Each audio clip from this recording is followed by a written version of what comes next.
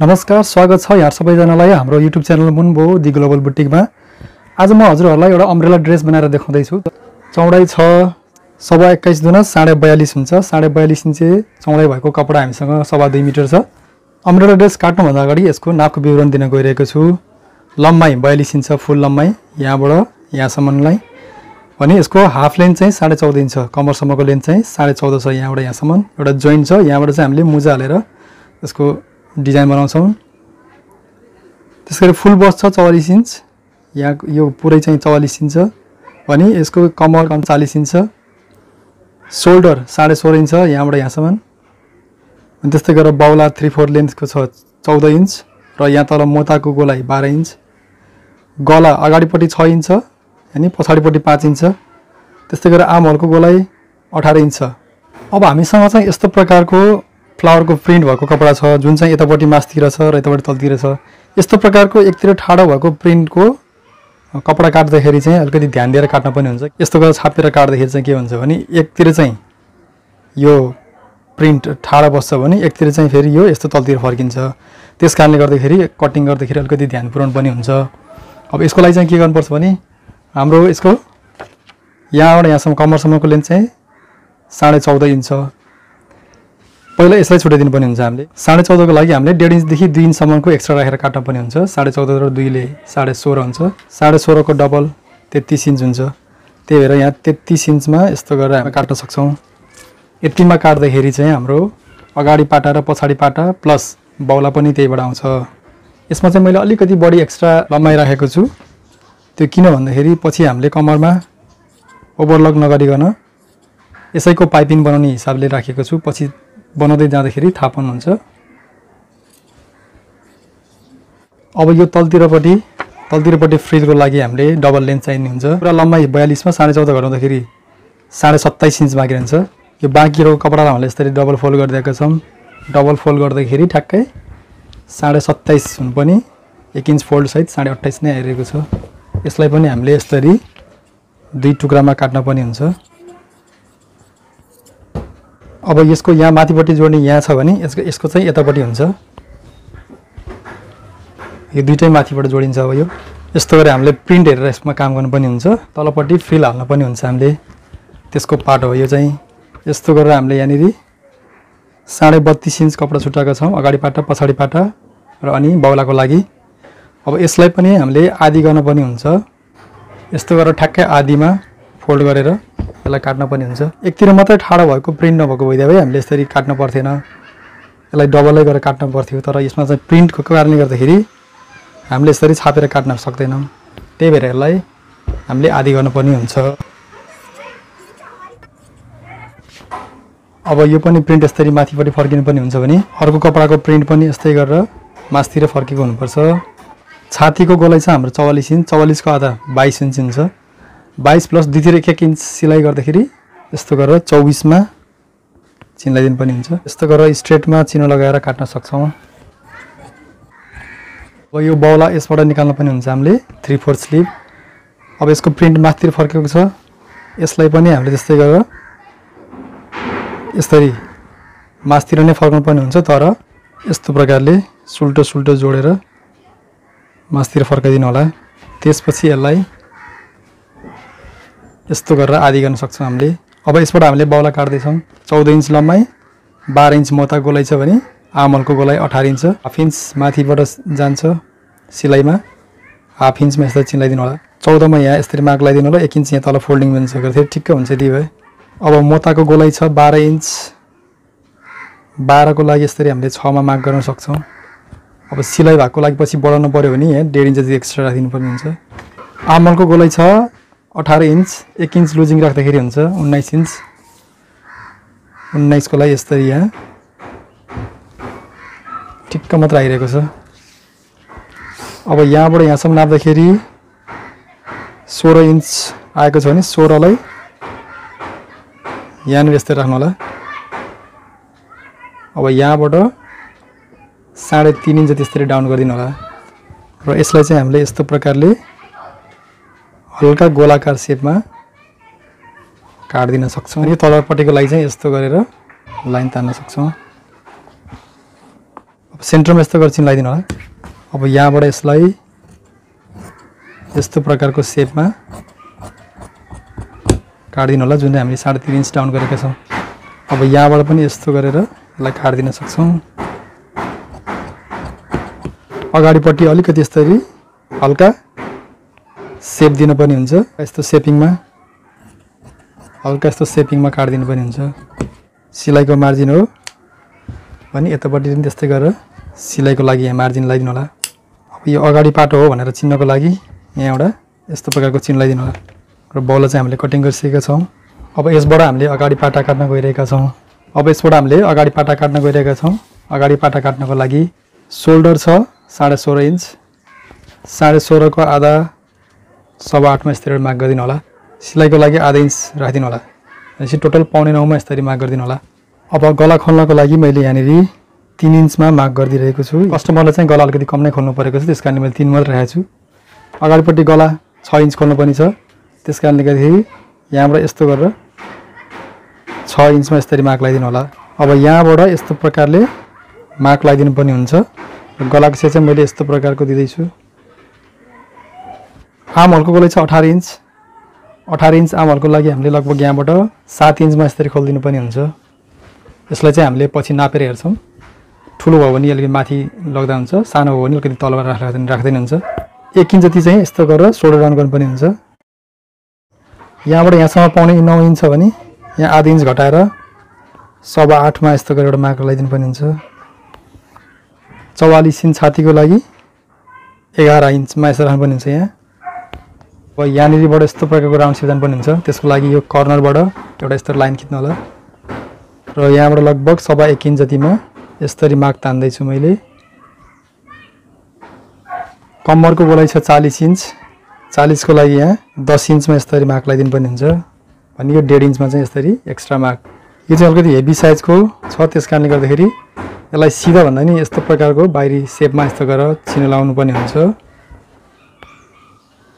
अब हामी यहाँ आर्मरको गोलाई नापेर हेर्दैछौँ। यहाँबाट यस्तो नाप्दाखेरि चाहिँ 17.5 मात्र आयो, अलिकति पुगेको छैन। त्यस कारणले गर्दाखेरि यहाँ अलिकति यस्तो र तलतिरपट्टि अलि एक्सटेन्ड गर्नुपर्ने हुन्छ। अब यहाँ तलबाट यस्तो मार्क लगाएपछि सायद हामीलाई पुग्छ होला।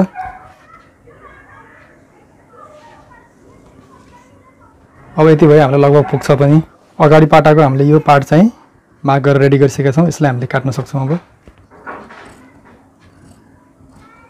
मार्कमा काट्दा हुन्छ। हामीले सबै ठाउँमा हामीले सिलाइ भाग पनि लगाइसकेका छौँ। अब यहाँनिर सिलाइको लागि यसरी चिन्ह लगाइदिनु होला। त्यस्तै गरेर यहाँ कम्मरमा पनि सिलाइको लागि मार्जिन लगाइदिनु होला। त्यस्तै गरेर हामीले यो सेन्टरमा पनि यसरी मार्क गरिदिनु पर्ने हुन्छ। अब पछाडि पाटा काट्न गइरहेका छौँ। पछाडि पाटा काट्दाखेरि पनि यो बुट्टालाई मास्तिर फर्काउनु पर्ने हुन्छ। यस्तो प्रकारले बराबरमा यस्तो गरेर बराबरमा यसरी छापिदिनु होला अगाडिपट्टिलाई माथिबाट। पछाडि पाटा चाहिँ अगाडि पाटाभन्दा हल्का लामो हुनुपर्छ, 1/2 इन्च जति। त्यस कारणले गर्दाखेरि हामीले यसरी 1/2 इन्च जति बढाएर राखेका छौँ। यसलाई पनि यस्तो गरेर माथि सोल्डरमा मार्क गर्नुपर्ने हुन्छ। अब पछाडिपट्टि गला चाहिँ 5 इन्च मात्र खोल्नुपर्ने हुन्छ। त्यस कारणले गर्दा यहाँबाट 5 इन्चमा यस्तो गरेर मार्क लगाइदिनु होला। पछाडिपट्टि चाहिँ हाम्रो राउन्ड सेप छ गला खोल्ने, यस्तो गरेर राउन्ड सेपमा मार्क लगाइदिनु पर्ने हुन्छ। अनि अब यो अगाडि पाटामा अलिकति बढी खोलेको हुन्छ, पछाडि पाटामा चाहिँ हामीले 1/2 इन्च त्यसरी बाहिरीमा मार्क गर्नुपर्ने हुन्छ। अब पछाडि पाटा पनि मार्क गरेर रेडी भइसकेको छ। यसलाई पनि हामीले काट्न सक्छौँ।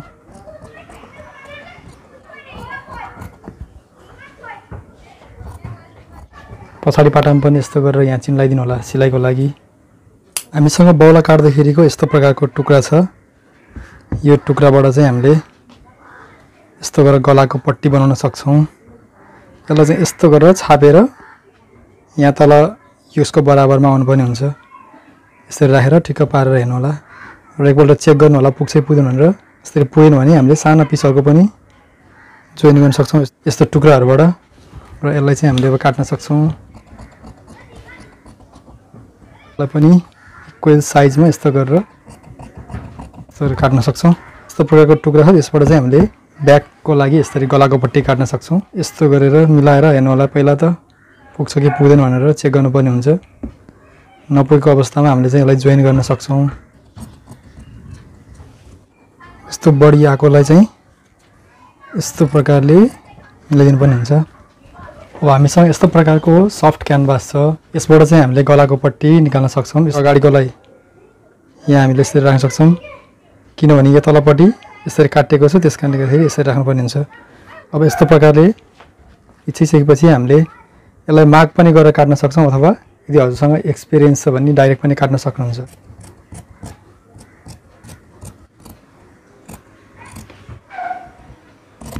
यतिको भए हामीलाई पुग्छ। त्यस कारणले गर्दाखेरि यसरी बराबर आउने गरेर यसरी काट्न सकिन्छ। हजुरले चाहिँ तपाईँ बराबर पनि गर्न सक्नुहुन्छ, नापेर पनि। यस्तो गरेर बराबरको दूरीमा यसरी काट्न सक्नुहुन्छ। अब यो गलाको पट्टीलाई यस्तो गरेर ओछ्याएर यहाँ हामीले प्रेस्टिङ गर्न सक्छौँ। यस्तो गरेर आधीसम्म यहाँ यसलाई यस्तो गरेर राख्न सकिन्छ, आधी यताबाट यस्तो गरेर राख्न सकिन्छ। अब यसलाई हामीले यस्तो गरेर प्रेस्टिङ गर्न सक्छौँ।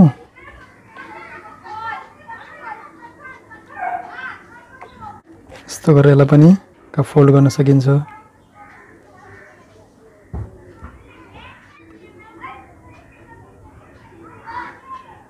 यस्तो प्रकारको यो फिनिसिङ आउँछ यसबाट चाहिँ। अब त्यस्तै गरेर अगाडिकोलाई पनि यस्तो गरेर ओछ्याएर यसलाई हामीले यस्तो प्रकारले टाँस्न सक्छौँ।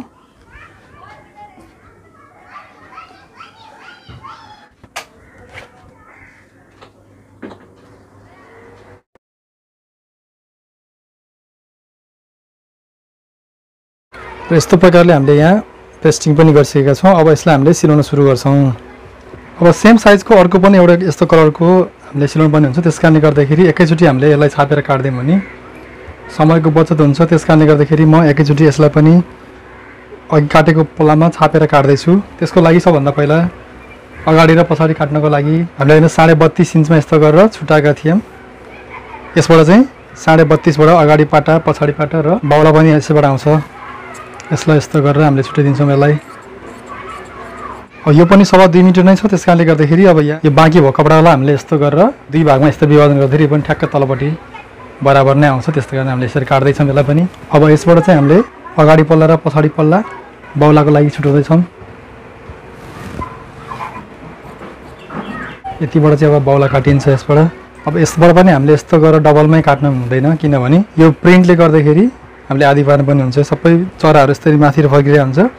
यदि हामीले यसरी डबलमा काट्यो भने एउटा बाउलाको चाहिँ चरा माथि फर्किन्छ र अर्कोको चाहिँ यो रुख र चरा तलतिर फर्किन्छ। त्यस कारणले गर्दाखेरि यसलाई हामीले आधी गरेर काट्नु पनि हुन्छ। यस्तो प्रकारले आधी गरिदिनु होला। पहिला त यो चराहरू यसरी यता फर्किएको छ भने यो पल्लाको पनि यतैपट्टि फर्किनु पनि हुन्छ। तर अब भने हामीले यसरी सुल्टो सुल्टो जोडेर उल्टो उल्टोलाई बाहिरतिर राख्नुपर्ने हुन्छ। यो चराहरू मासतिर फर्केकोलाई चाहिँ हामीले सोल्डरमा जानुपर्छ र यो तलपट्टि चाहिँ हामीले मताम राख्नुपर्ने हुन्छ। त्यस कारणले गर्दाखेरि यसलाई यस्तो प्रकारले राखेर यसलाई त्यस्तै फर्काउनु पनि हुन्छ। अब यसमा अघि नै हामीले बाउला काटेर पनि राखिसकेका छौँ। यसैलाई हामीले यस्तो राखेर छापेर काट्न सक्छौँ। यस्तो गर्दाखेरि टाइमको बचत हुन्छ। अब यसलाई पनि अगाडिपट्टि यस्तो प्रकारले हल्का खोलिदिनु पनि हुन्छ। अगाडि पल्ला र पछाडि पल्ला काट्नको लागि पनि अलिकति यस्तो गरेर एउटा पातलाई चाहिँ अलिकति यसरी अलिकति लामो, एउटालाई चाहिँ अलिकति छोटो हुने गरेर यसरी हामीले काटिदिनुपर्छ। किनभने अगाडि पाटा चाहिँ पछाडि पाटाभन्दा अलिकति छोटो हुनुपर्छ। त्यस कारणले गर्दाखेरि यसरी हामीले काटिदिँदैछौँ।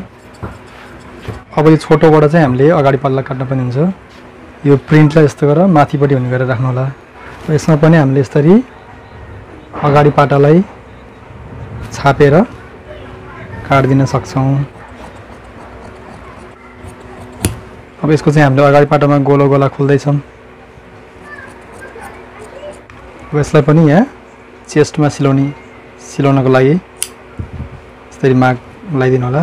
अब यसबाट चाहिँ हामीले ब्याक पल्ला काट्न पनि हुन्छ। त्यसको लागि पनि यस्तो गरेर यो प्रिन्टलाई मासतिर फर्काएर राख्नुपर्ने हुन्छ र यसलाई डबल गरिदिनु पनि हुन्छ। यो स्पेसिफिक यस्तो प्रिन्ट नभइदिएको हुँदै हामीले एकैचोटि अगाडि पछाडि पनि एकैचोटि फोल्ड गरेर काट्न सक्थ्यौँ। प्रिन्टले गर्दाखेरि हामीले एक एक पल्ला गरेर काट्न परिरहेको छ। अब यसमा पनि यसरी ब्याक पाटा छापेर यसरी बराबर गरेर यसलाई पनि हामीले काट्न सक्छौं।